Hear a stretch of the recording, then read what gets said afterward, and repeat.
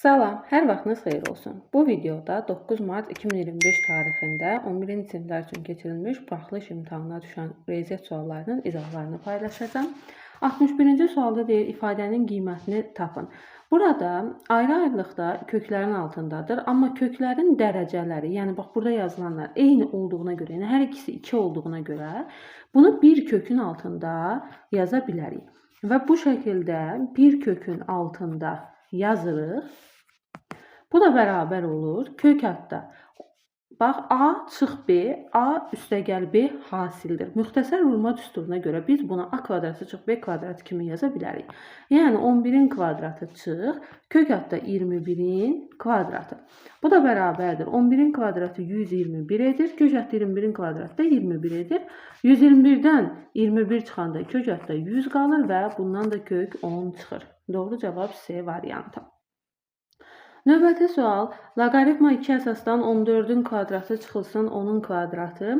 Deməli, bunu yazaq. Loqaritma 2 əsasdan surəti yenə də bax, A-nın kvadratı çıx B-nin kvadratı müxtəsər vurma düsturuna əsasən A çıx B, A plus B hasili kimi. Yəni 14 çıx 10, 14 üstəgəl 10 kimi göstərə bilərik. Məxrəcdə də 24 var. Olur loqaritma 2 əsasdan 14-dən 10 çıxanda 4, 14-ün üstünə 10 gələndə 24 böl 24. 24-lər ixtisar gedir, qalır loqaritma 2 əsasdan 4. 4-ü də 2-nin kvadratı kimi yaza bilərik. Bax, burada yazıram. 4-ü 2-nin kvadratı kimi yazıram və bu 2-ni qarşıya keçirdirik, əmsala keçirdirik. Loqaritma 2 əsasdan 2 qalır. Bu da bizə 1 verir və 2 vur 1 cavab olur 2. Doğru cavab B variantı. Növbəti 63-cü sualda deyir, iki perpendikulyar müstəvinin birindən 2 cm, digərindən isə 4 cm məsafədə yerləşən nöqtədən bu müstəvilərin kəsişmə xəttinə qədər olan məsafəni istəyir. Bax, deyək ki, bu bizim 2 dənə perpendikulyar müstəvimizdir və bir nöqtə götürürəm. Bu müstəvilərin birindən 2 cm məsafədədir, birindən də 4 cm məsafədədir və bizə həmin nöqtədən bu deməli müstəvilərin kəsişmə nöqtəsinə qədər məsafəni, yəni baxın, bu məsafəni bizdən istəyir. Burada da görürsünüz, düzbucaqlı üçbucaq yaranır axı. Bu şəkildə düzbucaqlı üçbucaq yaranır. Deməli, baxın, indi bu hissə 4-dürsə, təbii ki, bu hissə də 4-dür. Onda burada yaranmış düzbucaqlı üçbucağın hipotenuzunu tapmaq lazımdır. 2-nin kvadratı üstəgəl 4-ün kvadratı, bu da bərabərdir. 4 üstəgəl 16, kök adda 20-yə. 20-dən də 20-ni də 4 vur 5 kimi yazsaq, 2 kök adda 5 alınır. Doğru cavab A variantı. Baxaq növbəti suala. Deyir ki, ifadəsinin vurğuları ayırın. Təbii ki, bu 25-dən və 5 çıxartda, buradan 5-i mörtəzə xaricinə çıxartmaq lazımdır. 5 çıx A olaraq qalır. Çox sadə olaraq düşmüşdür vurğuları ayırma. Doğru cavab B variantı. Növbəti sualda deyir, bərabərsizliyinin ən böyük və ən kiçik tam əllərinin hasilini tapın. Deməli, bu mənfi 5,3-dən 6-ya kimidir, eləmi? Nə mənfi 5,3 daxil deyil, nə də 6 daxil deyil. İndi baxırıq, mənfi 5,3-dən böyük olan tam ədəd, yəni mənfi 5 bura daxildir. 5-dən də 6-dan da kiçik, ən deməli, böyük olaraq 5 ədədi bu bərabərsizliyin həllidir. Yəni, mənfi 5 ilə 5-dir bunun həlli. Yəni, ən böyük, ən kiçik qiyməti və bunun bizdən hasilini istəyir. Mənfi 5-i 5-ə vuranda mənfi 25. Doğru cavab E variantı. Növbəti sual, diaqonallarının sayı 9 olan qabaq çoxbucaqlının tərəflərinin sayını tapın.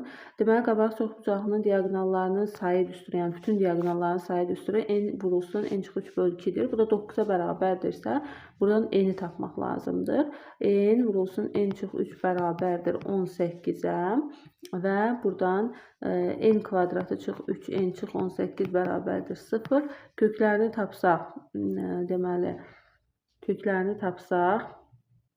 kökləri hasili mənfi 18, kökləri cəmi 3 olan ədədlər axtaraq da, daha doğrusu n-lər yazaq, n-ləndir.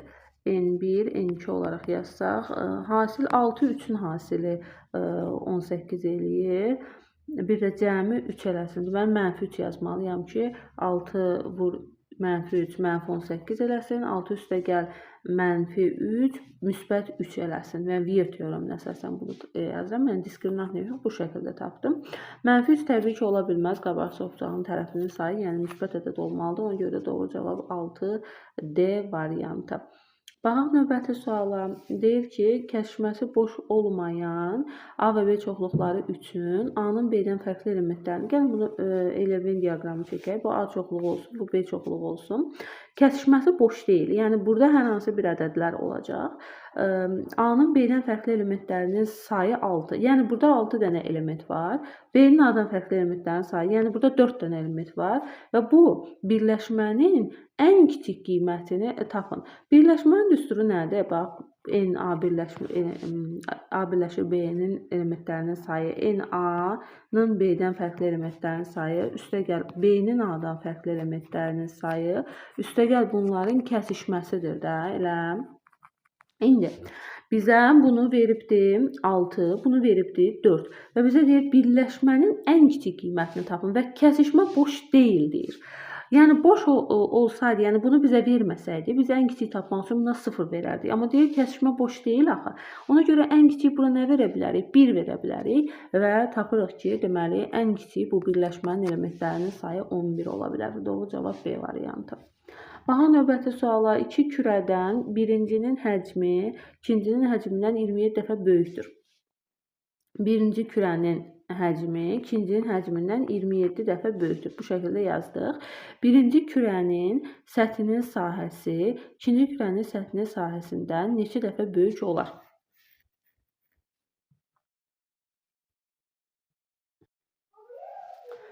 Deməli, kürənin həcm düsturu 3/4 pi l-in kubudur. Səthinin sahəsi isə 4 pi l kvadratıdır. Yəni kürənin həcmlərinin nisbəti deməli k kubudur. Sahələrinin nisbəti isə k-nın kvadratıdır. K oxşarlıq əmsalıdır da burada. İndi gəlin baxaq. Kürənin həcmlərini 27 V2-nin V2-yə nisbəti k kubudursa, V2-lər ixtisar gedir. K-nın qiymətini tapırıq ki, k 3-dür.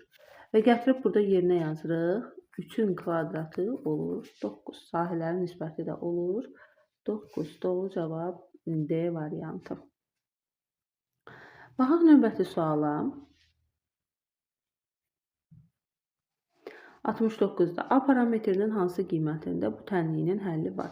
Sinüs x bilirik ki, -1, 1 aralığında qiymətlər alır. Onda bu aralığa salırıq sinüs x-in bu qiymətini və buradan A-nı tapırıq. Deməli, hər tərəfi 2-yə vursaq, -2 kiçik bərabərdir, A çıx 1 kiçik bərabərdir 2-yə və hər tərəfin üstünə 1 gəlirəm. -1, A burada da qalır 2-nin üstünə 1 gələndə 3. Deməli, A -1, 3 aralığına düşür. Doğru cavab B variantı. Baxaq növbəti suala. Düsturları ilə verilən paralel köçürmədə -3, 2 nöqtəsi hansı nöqtəyə çevrilər? Deməli, paralel köçürmədə, eləmi? Burada x-in qiyməti -3-dür. Deməli, x-i tapmaq üçün -3-ün üstünə 4 gəlirəm, 1-ə çevrilir. Y' də tapmaq üçün y-in də qiyməti gördüyünüz kimi 2-dir. 2-nin üstünə 1 gəlirəm, bu da 3-ə çevrilir. Deməli, 1, 3 nöqtəsinə çevrilər. Doğru cavab A variantı. Baxaq növbəti suala. Y-in hansı qiymətində ədədləri ədədi silsilənin ardıcıl hədləri olar? Ədədi silsilədə deməli, hər bir hədd belə deyək də, ortadakı ədəd özündən eyni məsafədə duran ədədlərin ədədi ortası olur da. Modulda 3 çıx y, deməli bərabər olacaq. Y çıx 2, üstə gəl 6 çıx y böl 2-yə. Ədəd orta deyirəm də, bölürəm ona görə 2-yə.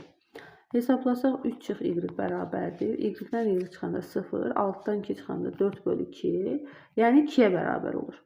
3 çıx y, modulda 3 çıx y 2-dir. Onda modulda olduğuna görə bir dəfə 2-yə bərabər edirəm, bir dəfə də -2-yə bərabər edirəm. Y burada olur, deməli 1, y də burada olur 3 çıx -2, 5. Nə deyir bizə? ədədi silsilə ardıcıl ədədlər olar. 1 və 5 qiymətində. Doğru cavab C variantı. Baxın növbəti suala. Deyir ki, cədvəldəki ədədlərin hansı hissəsi irrasionaldır? Gəlin baxaq. Görək burada hansı ədədlər irrasionaldır? Bunları əvvəlcə tapaq, sayını əvvəlcə tapaq.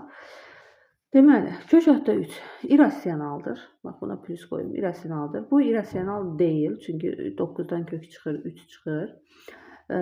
Deməli, bu dövrü olan bir ədəddir. Yəni, bu rasionaldır. Bunu çıxıram. Bu irrasionaldır. Sonra bu da irrasionaldır. Bu rasionaldır. Bu, deməli, 4-də 3 veribdir, eləmi? Bu da rasionaldır, bu da rasionaldır. Neçə dənəsi irrasional oldu? 1, 2, 3 dənəsi. Bunlara baxmadım, değil mi? Pi təbii ki, irrasionaldır. Bu da rasionaldır, bunu da saymırıq. Deməli, neçə dənə oldu? Gəlin baxaq. 1, 2, 3, 4 dənəsi. Bəs cədvəldə neçə dənə ədəd var idi? 10 dənə. 10 dənədən 4 dənəsi, yəni 0,4-ü irrasional olur. Baxaq növbəti suala. Deyir ki, şəkər çuğundurundan onun kütləsinin 20% qədər şəkər alınır. 80 ton şəkər çuğundurundan neçə ton şəkər alınır? Deməli, şəkər çuğundurundan onun kütləsinin 20% qədər şəkər alınır. 80 ton şəkər çuğundurundan neçə ton şəkər alındığı tapmaq üçün 80-ın 20%-ni tapırıq. Eləyir 16 ton. Doğru cavab E variantı. Növbəti sual. Burada nə deyir? Sadələşdirin deyir ifadəni. Gəlin baxaq. 4 sinüs kvadratı alfa. Çıxılsın. Bax, 1 üstəgəl tangens kvadratı alfa bizə nə verir? 1 bölünsün kosinüs kvadratı alfanı verir. Vurulsun kosinüs kvadratı alfa. Üstəgəl 4 kosinüs kvadratı alfa. Sonra bununla bu ixtisar gedir. Qalır 4. Bax, bununla da bundan 4-ü mörtəzə xaricinə çıxardıram. Sinüs kvadratı alfa plus kosinüs kvadratı alfa. Çıx 1 qaldı. Bu da bizə 1 verir. 1 verir. 4-ü 1-ə vuranda 4 çıx 1 cavab olacaq 3. Doğru cavabımız 3'dür. Növbəti sual ifadəsini sadələşdirin. Deməli, burada ortaq vuruğu mörtəzə xaricə çıxartmalıyıq sürətdə. Bax, bu ikisini bir qruplaşdıram, bu ikisini bir. Birinci qrupdan x kvadratını mörtəzə xaricdən çıxardıram. X kvadratını mörtəzə xaricdən çıxardıram. Qalır x çıx 3. İkinci qrupdan da belə qruplaşdıranda alınmadı. Onda gəlin başqa qrupa baxaq. Necə qruplaşdırsaq alınar. X kvadratı çıx 3. Bir dəqiqə. Bu ikisini bir qruplaşdırım. Onda bu ikisini də bir. X kubu çıx 1. Burada da olacaq. Çıx 3x'i çıxartsaq x çıx 1 olacaq. Belə alınacaq. Məxrəcdən də 2-ni mörtəzə xaricinə çıxartsaq x kvadratı çıx 1. Bölməni vurma ilə əvəz edib ikinci kəsin sürət məxrəcinin yerini dəyişirəm. X plus 1 sürətdə. Bu da müxtəsər vurma düsturunun açılışıdır. X çıx 1-in kvadratının açılışıdır. Bu şəkildə yazdıq. İndi x kubu çıx 1-i müxtəsər vurma düsturuna görə x çıx 1, x kvadratı üstəgəl, x üstəgəl 1 kimi yazıram. Bu müxtəsər vurma düsturudur da açılışıdır. Çıx 3x, x çıx 1. Məxrəcdə də deməli olur 2. Bunu da müxtəsər vurma düsturuna görə açıram. A kvadrat çıx 5 kvadrat kimi. Bunu 1-in kvadratı kimi yazsaq x çıx 1, x plus 1 olar. Vurulsun. Burada da x plus 1, burada da x çıx 1-in kvadratı. İndi gəlin baxaq. X çıx 1 ilə bu kvadratın bir ixtisar getdi. Hələ bu çıxmadı. Bir dəqiqə mörtəzə xaricinə çıxardaq ondan sonra. Bax, surətdə burada x çıx 1-lər ortaqdır. Mörtəzə xaricinə çıxardıram. Burada da qalır x kvadratı üstəgəl x üstəgəl 1 çıx 3x. Bununla bunu gəlin ixtisar eləyək. Bir də yazmayaq. 2x çıx 1-in, bax, burada da kvadratı da, burada da 1 var. Ona görə kubu yazıram da. 2 dənə kəsir yazmayayım deyə bu şəkildə yazdım. Bax, bu kubla bunun biri gedir. Qalır burada x çıx 1-in kvadratı. Sürətdə nə qalır? X kvadratı 3x-dən x-dən 3x çıxanda 2x qalır plus 1. Bu da bizə müxtəsər vurma düsturunun açılışıdır. X çıx 1-in kvadratının açılışıdır. Məxrəcdə də x çıx 1-in kvadratı var. Bununla da bu ixtisar gedir və cavab qalır 2-də 1. Doğru cavabımız 2-də 1-dir. Növbəti sual, uyğun tərəfləri paralel olan iki bucaqdan biri o birinin 80%-ni təşkil edir. Böyük bucağın dərəcə ölçüsünü tapın. Uyğun tərəfləri paralel olan iki bucaq eyni adlıdırsa bir-birinə bərabərdir, müxtəlif adlıdırsa cəmi 180 dərəcədir. İndi burada biri o birinin 80%-dirsə, deməli bu müxtəlif adlıdır da. Onda bunların cəmi 180 dərəcə olmalıdır. Və bucaqların birini x olaraq qəbul etsək, o birisi bunun 80%-dir. Bax bu şəkildədir. İxtisarlarımız deyil, 5-də 4x-dir. Və bunların cəmi nə olmalıdır? 180-də bərabər olmalıdır. 5-də 9x bərabərdir 180-də. 180 ilə 9-u ixtisar edirəm. Burada 20 qalır və x tapmaq üçün 20-ni 5-ə vururuq. 100 dərəcə. Deməli, bizə nə deyir? Böyük bucağın dərəcə ölçüsünü tapın. Biri 100 dərəcədirsə, o biri 80 dərəcədir. Ən böyüyü hansıdır? Təbii ki, 100 dərəcədir. Deməli, cavab 100 dərəcə. Növbəti sual, tənliyi həll edin. Gəlin baxaq. Burada nə deyir? Bax 5x-i mötərizə xaricdən çıxartsaq. Qalacaq 3 vurulsun. Bu 5, bax bu 5 üstü x vur 5 deməkdir də. 5 üstü x-i də burada mötərizə xaricdən çıxartsaq, bir dənə 5 qalacaq. Bərabərdir 200-ə. Buna da 5 üstü x bərabərdir. 3-ün üstünə 5 gəndə 8 eləyir. 200-ü də 8-ə bölürəm. 25. Deməli, 5 üstü x bərabərdir. 25-i də 5-in kvadratı kimi yazsaq, əsaslar eynidirsə, deməli, üstlər də eyni olmalıdır. Yəni, x bərabərdir 2-yə. Doğru cavab 2-dir. Növbəti sual deyir ki, qoşma kompleks ədədlər olarsa, x və y həqiqi ədədlərinin cəmini tapın. X, y bizdən cəmini istəyir. Qoşma kompleks ədədlər, deməli, necə ədədlərdir qoşma kompleks ədədlər? Bax, məsələn, biri 5, məsələn, misal üçün yazıram da, ya da belə yazın. Biri a çıx b i-dirsə, bunun qoşması a plus b i olur. İndi burada bizə z1-i veribdir 9 çıx x i üstü 5. Z2-ni də veribdir y plus 6 i üstü 35. İndi burada deməli, y-in qiyməti aydındır da. Y-in qiyməti 9-dur.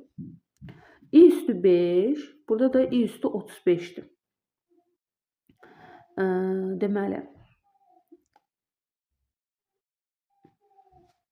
biri i üstü 5-dir, biri də i üstü 35-dir.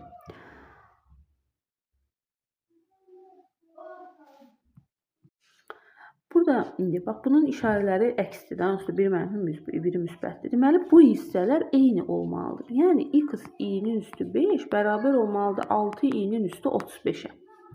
Buradan da x nəyə bərabərdir? 6 i-nin üstü 35-i bölürəm i üstü 5-ə. Əsaslar eynidir. Qüvvətlər deməli çıxılmalıdır. Gəlin aşağı hissəni silək. Əsaslar eynidir. Qüvvətlər çıxılmalıdır da. Nə qalacaq? 6 i üstü 35-dən 5 çıxanda 30. Bu da bərabərdir 6 i-nin, bax bunu i-nin kvadratının üstü 15 kimi yazsaq, i-nin kvadratının qiyməti mənfi 1-dir də, yerinə qoyuram, mənfi 1-in üstü 15, bu da eləyir, mənfi 1-in üstü 15, mənfi 1 eləyir, mənfi 1-i də 6-ya vuranda mənfi 6. Deməli, x-in qiyməti olmalıdır, mənfi 6. Bizdən cəmini istəyir elə, x plus y istəyir. Y-i tapmışdıq 9, x-i də tapdıq mənfi 6. Cəmi, yəni bu mənfi, bu toplamanın çıxmaya çevrildi də birbaşa yazdım. Oldu 3. Cəmi olacaq 3. Baxaq növbəti suala. Deyir, aksialında hər sıradakı yerlərin sayı sıraların sayından 8 vahid çoxdur. Bu zaldakı yerlərin ümumi sayı 384 olarsa sıraların sayını tapın. Deməli, aksiyalıdır, deyək ki, belə bir aksiyalıdır. Hər sıradakı, bax, belə sıralardır da, belə bu şəkildə. Hər sıradakı yerlərin sayı sıraların sayından 8 vahid çoxdur. Hər sıradakı yerlərin sayı sıraların sayından 8 vahid çoxdur. Deyək ki, sıraların sayı olsun x. Hər sıradakı yerlərin sayı onda olacaq x plus 8. Hər sıradakı yerlərin sayı x plus 8 olacaq da belə. Aksialındakı yerlərin, hər sıradakı yerlərin sayı sıraların sayından 8 vahid çoxdur. Yəni bu şəkildə də Bu zaldakı yerlərin ümumi sayını 384 verib. Sıraların sayını tapın. Deməli, bu sıradakı yerlərin sayını tapmaq üçün təbii ki, sıraların sayını hər sıradakı yerlərin sayına vurmaq lazımdır. Və bu da bərabərdir 384-ə. Həll edirik. X kvadratı plus 8x çıx 384 bərabərdir 0-a. D1 ilə eləsək, 8-in yarısının kvadratı 16 üstə gəl C. Bu nə qədər eləyir? 0, 400 elədi də elə. Onda x1 də bərabərdir mənfi b-nin yarısı üstə gəl kök hatta diskriminant. Bundan da 20 çıxır kök. 16. X2-ni tapmağa ehtiyac yoxdur. Mənfi eləyir. Yəni mənfi ola bilməz də sıra sayı. 16. X-i tapdıq ki 16. Bizə nə deyir? Nəyi soruşur? Sıraların sayını. Sıraların sayında biz x götürmüşdük də. Deməli elə 16-dır. Doğru cavabımız 16. Növbəti sual deyir ki, ABCD düzbucaqlısının B təpəsindən AC diaqonalına B-in perpendikulyarı çəkilmişdir. AM 9-dur. Buradan bura qədər məsafə 9-dur. Buradan bura qədər məsafə 16 olarsa düzbucaqlının sahəsini bizdən soruşur. Deməli düzbucaqlıqda buranı x götürək. Bu hissəni x götürək. Perpendikulyar çəkilmişdir. AM 9-dur, MC 16-dır. Bax, düzbucaq təpəsindən, bax, bu belə bir düzbucaqlı üçbucaqdır da deyək ki, düzbucaq təpəsindən hipotenuza hündürlük çəkilir. Bu hündürlük nəyə bərabər olurdu? Deməli, h-ın kvadratı, yəni hündürlüyün kvadratı bərabər olurdu hipotenuzdan ayırdığı parçaların hasilinə 9-un 16-ya. Bunu tapıram ki, h olur 3 vur 4, yəni 12. Belə, 12 oldu h-ın qiyməti. Bizə deyir, düzbucaqlının sahəsini tapın. Deməli, onda h-ı tapdıq. Burada ayrı-ayrılıqda düzbucaqlının enli uzunluğunda tapa bilərik. Və yaxud da bu düzbucaqlının sahəsini hesablayıb 2-yə də vura bilərik. Çünki 2 dənədir də bunlar. Yəni, ən asanı elə budur. Bunun sahəsini hesablayaq. Hipotenuzu artıq bilirik 12-dir. Deməli, hipotenuz deyəndəki hündürlüyü artıq bilirik ki 12-dir. Hipotenuzun da qiymətini bilirik ki 25-dir. Onda S nəyə bərabər olur? Tərəf, yəni 25 və bu tərəfə çəkilmiş hündürlük hasilinin yarısına. 6, 25-i də 6-ya vuranda 0, 150. Deməli, bu düzbucaqlının, yəni bu daxildəki bu düzbucaqlının, bax bu düzbucaqlının sahəsi 150-dir.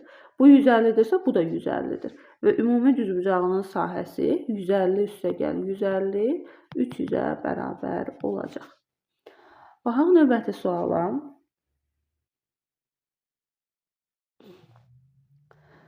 Bir dəqiqə.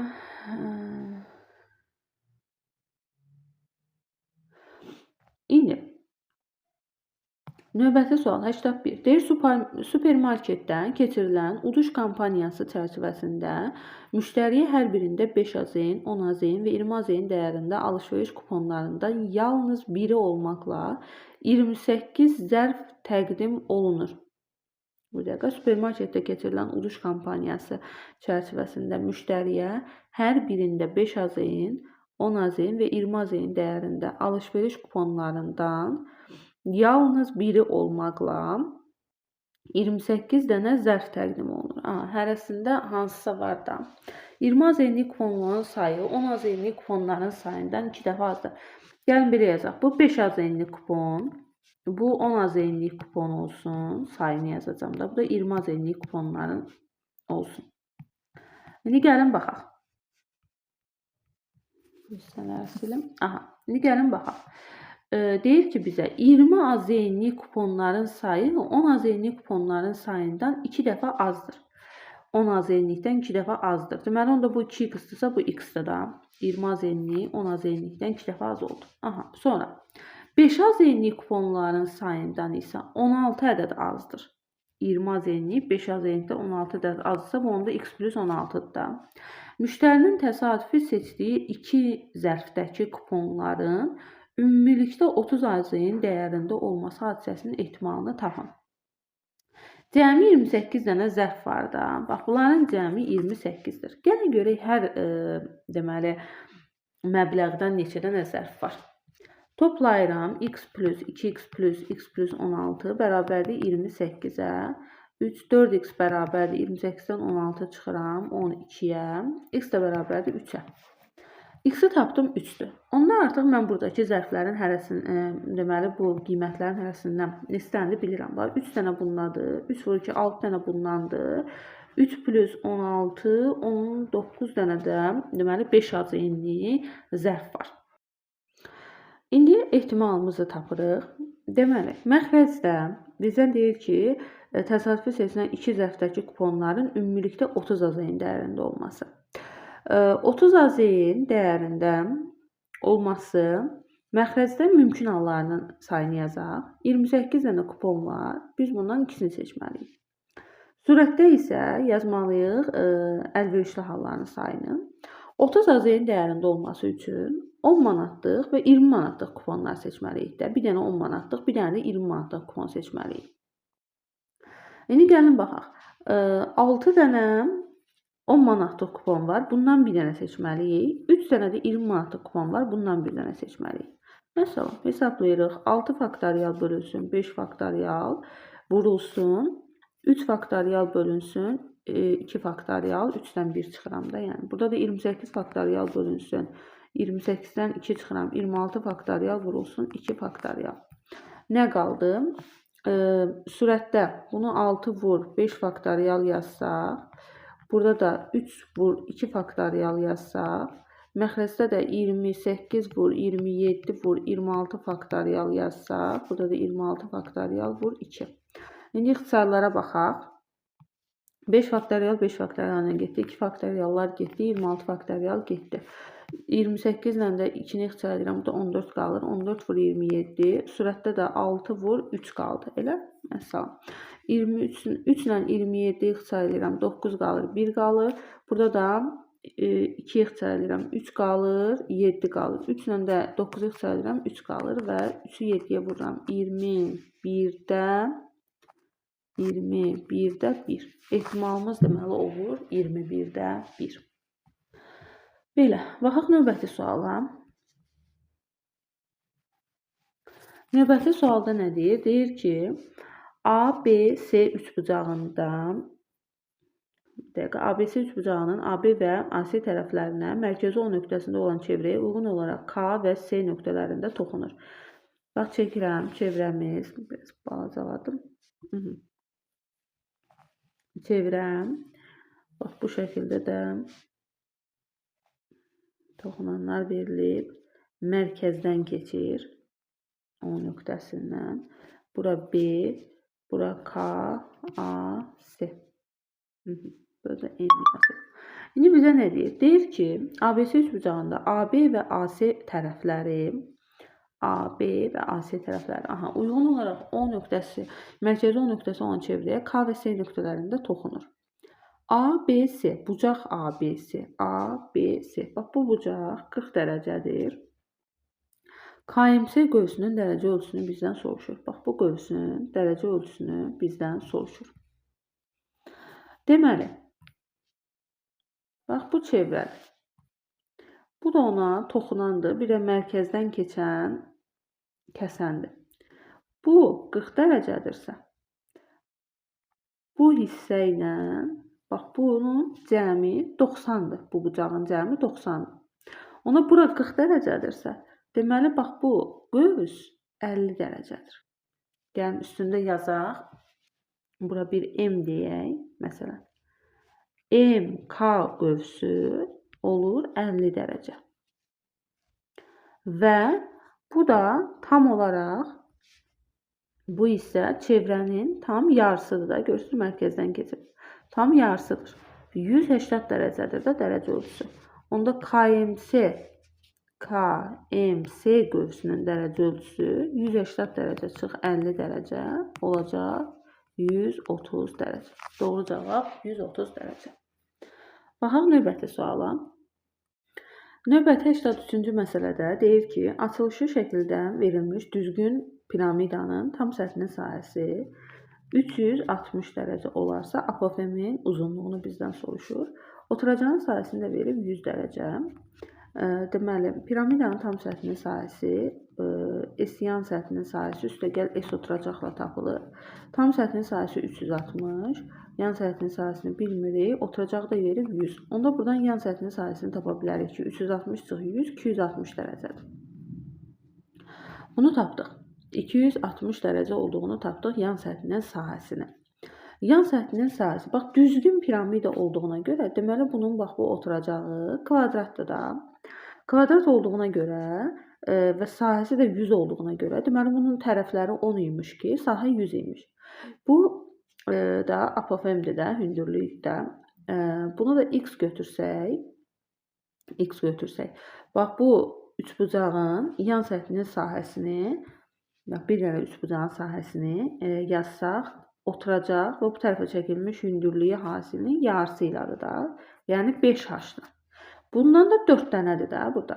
Bax 1, 2, bu 3, bu da 4 dənədir. Elə 4 dənədir. Yəni yan səthində bu üçbucaqdan 4 dənədir. 4 vurulsun S bərabərdir 260-a. S-i də tapdıq ki, bir dənəsi 5h-dır. 4 vurulsun 5h bərabərdir 260-a. H da bərabərdir 13-ə. Tapdıq ki, deməli, apofemin uzunluğu 13-ə bərabərdir. Doğru cavab 13. Yazaq bura 13. Baxaq növbəti suala. Deyir, cədvəldə bir qrupdakı tələbələrin boylarının uzunluqlarına görə sayları haqqında məlumat verilmişdir. Bu qrupda boyu 170 cm-dən çox olan oğlanların sayını tapın. Bir qrupdakı tələbələrin boylarının uzunluqlarına görə sayları haqqında məlumat verilibdir. Baxaq cədvələ. Oğlanlar 170-dən az olanlar Y-dir. Toplayaq da, bax. 170-dən az olanlar Y plus 3x bərabərdir 21-ə. Oğlanlarla qızların cəmi. Burada da 170-dən çox olanlar 2Y plus x bərabərdir 17-yə.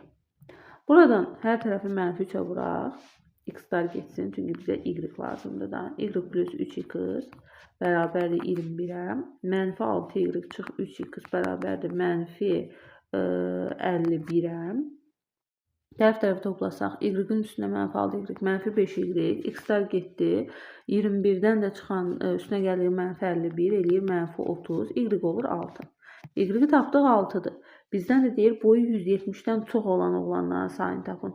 Nə qədərdir boyu 170-dən çox olan oğlanların sayı? 2Y-dir, burada yazıb da 2Y. Yəni 2 vur 6, 12-dir. Boyu 170-dən çox olan oğlanların sayı. 12 nəfərdir. Baxaq növbəti suala. 85-də isə deyir ki, A, M, N nöqtəsi Y bərabərdir x kvadrat çıx 8x plus 18 funksiyasına uyğun parabola olan təpə nöqtələrdir. Bu funksiyanın qrafikinin absis oxuna və koordinat başlanğıcına və ordinat oxuna nəzərən simmetrik çevirmələrindən alınan parabolaların təpə nöqtələri uyğun olaraq B, C, D-dir. ABC dördbucaqlısının perimetrini bizdən istəyir. Gəlin təpə nöqtələrin koordinatlarını tapaq. M-i və N-i. Düsturu verib də. Təpə nöqtəsinin absisi mənfi B bölü 2A ilə hesablanır. Mənfi B-nin qiyməti deməli 8-dir. Mənfi 8-dir. A da 1-dir də. Eləyir bu 4. M-i tapdıq ki, M 4-dür. N-i tapaq. 4AC çıx B kvadratı bölünsün 4A düsturu ilə hesablanır. 4 vur. A'mız 1-dir, C 18-dir. Çıx B də mənfi 8-dir. Kvadratı 64 bölünsün 4. A da 1-dir. 4-ü 18-ə vuranda 72. 72-dən 64 çıxanda 6. Yox, 8. 8 bölü 4. Bu da 2-dir. M-i də, N-i də tapdıq. Bax, bura 4-dür, burada 2-dir. 4-dür, 2-dir tapdıq. İndi deyir ki, bu funksiyanın qrafikinin absis oxuna, birinci absis oxuna nəzərən simmetrik çevrilməsindən alınan parabolanın təpə nöqtələridir də bu. Absis oxuna nəzərən simmetrik çevirək. Bax, bu bizim qrafikimizdir. Bax, absis oxuna nəzərən simmetrik çevirsək, olacaq belə. Təpə nöqtələri uyğun olaraq B-dir. Deməli, B-nin təpə nöqtələri hara düşür? Absis oxuna nəzərən çevriləndə bunun bir dənə ordinatı əks işarə dəyişir. Absisi olduğu kimi qalır. Deməli, B-nin koordinatları 4 mənfi 2-dir. Bunu yazdıq. İndi S-nin koordinatlarını yazaq. S nədir? Koordinat başlanğıcına nəzərən çevrilir. Koordinat başlanğıcına nəzərən çevriləndə isə hər ikisi dəyişəcək. Çünki gəlib hara düşəcək? Buranı silək bir dəqiqə. Bunun cavabı 300 idi, buraya yazaq. Deməli, koordinat başlanğıcına nəzərən çevirəndə, bax, həmin nöqtə deyək ki, təxminən gəlib, bax, belə düşəcək. Bura -4 olacaq, bu da -2 olacaq. Yəni, həm x-i dəyişəcək əks işarə ilə, həm y-i dəyişəcək. Bir də ordinat oxuna nəzərən çevrilir, beləmi? Ordinat oxuna nəzərən çevriləndə isə bax belə olur. Bir dənə x-i dəyişir, y-i olduğu kimi qalır. Yəni -4, 2 olur. Bax bu şəkildə çevirmədə alınan B-ni, C-ni, D-ni tapdıq. Deyir ki, təpə nöqtələri bu nöqtələrdə olan A, B, C, D-ni tapın. A-nı da yazaq da, A-nı bilirik də, onsuz da buradadır. 4, 2. A-nı onsuz da bilirdik. 4-dür, 2-dir. İndi gəlin baxaq. Bax bu sizə bunu koordinat sistemi üzərində göstərim. Həmin A, B, C, D düzbucaqlısını. A-nın koordinatları 1, 2, 3, 4. Bax burada 2. Deyək ki budur. Bu A nöqtəsi. Sonra bu düşür aşağı. Mən biraz səliqəsiz çəkirəm. Yenə də nöqtələrin koordinatlarını qeyd eləyəcəm. Bu 2-dir, bu 4-dür. Sonra B-ni qeyd elədik. C-ni qeyd eləyək. C düşür burada -4. Bu da C nöqtəsi. Bu da deyək ki D nöqtəsi. Çəkək düzbucaqlımızı. Əsas düzbucaqlının tərəflərini tapmaqdır da. Neçədir tərəfləri? Bax 4 bura, 4 bura. Uzunluğu deməli bu düzbucaqlının 8-dir.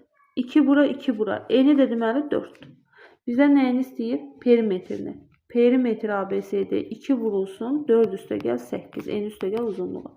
4-ün üstə 8, 12, 2 vuranda 24. Tapdıq ki, bu düzbucaqlının perimetri 24-ə bərabərdir. Bu qədər. Bugünkü imtahanda düşən sualların izahlarını paylaşdım. Ümid edirəm ki, doğru cavablarınızın sayı çoxdur. Hər birinizə uğurlar arzulayıram. Sağ olun.